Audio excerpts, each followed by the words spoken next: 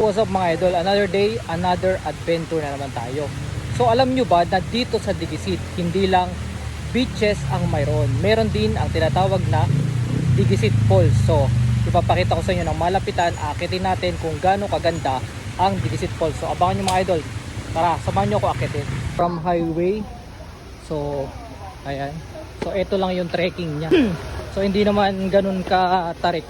So ayan, tanawin mo na agad yung waterfalls dito. So yan, dito yan sa Digisit. So akyatin natin ang malapitan. So ayan.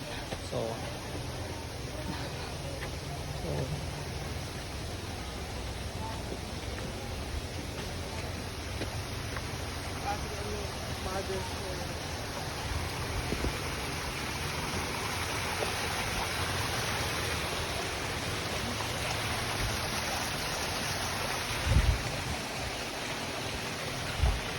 So yan yung tatawirin. So siguro mga, kung mabilis-bilis, mga 5 minutes nasa taas ka na. Pero kung dahan-dahan, mga ayan, 15 minutes. So ganun lang yan kalapit dito sa highway. Ayan.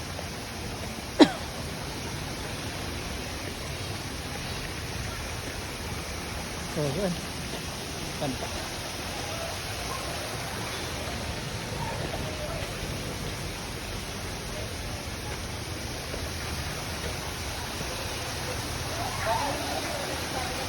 So ito na ang Digisit ko.